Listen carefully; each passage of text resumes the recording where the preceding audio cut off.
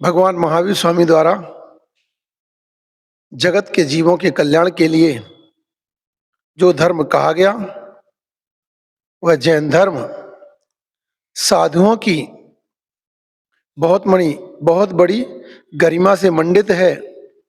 और जैन धर्म में साधुओं के आचरण पर सबसे बड़ा प्रकाश डाला है। और जैन साधु अपने जीवन में अहिंसा, सत्य, अचौर्य, ब्रह्मचर्य और अपरिग्रह, इन 5 बातों को लेकर के अपने जीवन में इनका आचरण करते हैं और जगत के जीवों की दया के, करुणा के भाव रखते हुए सभी जीवों की हिंसा से निवृत्त रहते हैं और अपने जीवन काल में अपनी क्रियाओं से हमेशा जगत का कल्याण करने के लिए ही कार्य करते हैं। और बरसात के 4 महीने में एक जगह रह करके अपने ध्यान साधना में लीन रहते हैं और अपने ध्यान साधना से जो ऊर्जा को एकत्रित करते हैं, उस ऊर्जा को इस जगत के सभी दुखी प्राणियों के लिए, सभी किसी भी प्रकार के कष्टों को प्राप्त करने वाले प्राणियों के लिए अपनी ऊर्जा को उन्हें देकर के उनके जीवन को दुखों से दूर करने का प्रयास करते हैं, उनको कष्टों से बाहर निकालने का प्रयास करते हैं। इसी श्रृंखला में मैं इस बार अपनी आत्म साधना करने के लिए इस बरसात के काल में गुलबर्गा नगरी में आया हूँ। और जिस दिन मेरा यहाँ पर आना हुआ उसी दिन से यहाँ पर लगातार यहाँ के लोग जिस बरसात के लिए तरस रहे थे, जिस पानी के लिए लोग बार बार सोच रहे थे कब आएगा, मेरे आने के साथ साथ यहाँ पर बरसात भी साथ साथ में आई और तब से अभी तक यहाँ पर लगातार बरसात हो रही है। और जैन संतों की बस यही भावना कि जगत का कल्याण हो, सभी का कल्याण हो, किसी को किसी प्रकार का कष्ट ना हो, इसी भावना से भगवान जैन संतों के द्वारा हमारे लिए इस जगत का कल्याण करने के लिए भगवान ने भेजा है।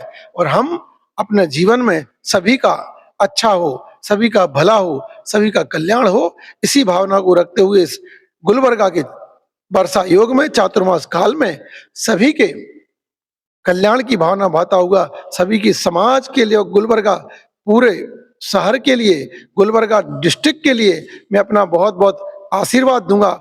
आप सबका जीवन उन्नत बने, आप सब अपने जीवन में खूब सुखों को प्राप्त करें, आपके सभी दुख दूर हों, सभी कष्ट दूर हों। और 2 तारीख को, आने वाले 2 अगस्त को हमारा यहाँ पर ये चातुर्मास का स्थापना दिवस होगा, जिस दिन यहाँ पर एक कलश के द्वारा हमारा संकल्प होगा कि हम 4 महीने गुलबर्गा में रह करके यहाँ के रहवासियों के कल्याण की भावना भाएंगे और अपनी आत्म साधना में लीन होकर के जगत का कल्याण का विचार करेंगे।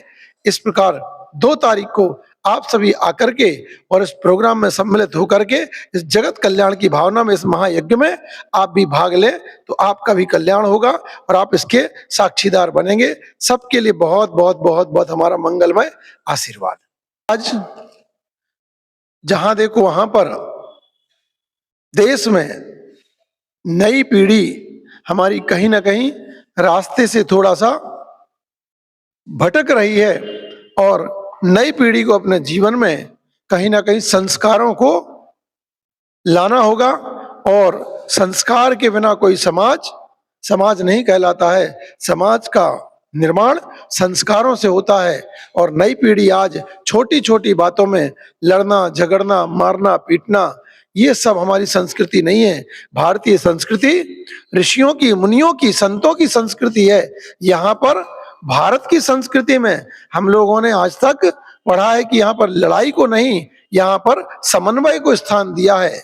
यहाँ पर हम लोगों ने प्रेम को स्थान दिया है। भारतीय संस्कृति प्रेम करने वाली संस्कृति है, इसीलिए पूरा विश्व भारत पर अपनी नजरें लगाता है, क्योंकि भारत में प्रेम मिलता है।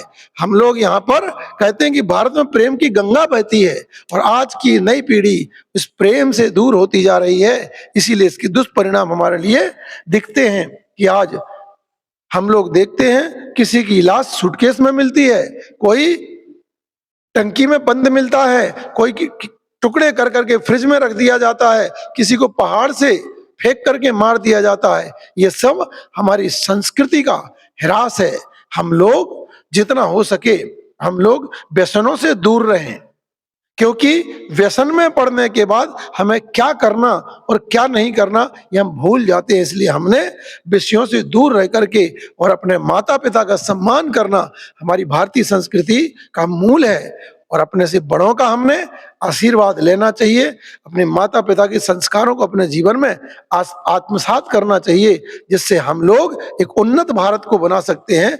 और उन्नत भारत को बनाने के लिए हर एक युवा को आज आगे आकर के अपने जीवन में कहीं ना कहीं प्रेम वात्सल्य को अपनाना होगा और अपने भारतीय संस्कारों को अपने जीवन में अपना करके आप भी एक उज्जवल भारत को की बुनियाद रख सकते हैं। सभी ने इस उज्जवल भारत को बनाने के लिए अपना अपना योगदान देकर के अपने जीवन को साधु संतों से जोड़ करके अपने जीवन को संस्कारवान बनाना बहुत जरूरी है।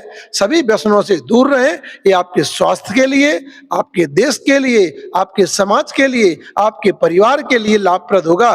इसलिए व्यसनों को अपने जीवन से दूर रखें और आप केवल प्रेम का माहौल बना करके वात्सल्य और प्रेम से इस जगत को एक भारत का संदेश देने का प्रयास करें। सभी ऐसे प्रेम के सूत्र बंद करके एक नए भारत का निर्माण करने में सभी आगे आए। सबके लिए हमारा बहुत बहुत बहुत बहुत आशीर्वाद।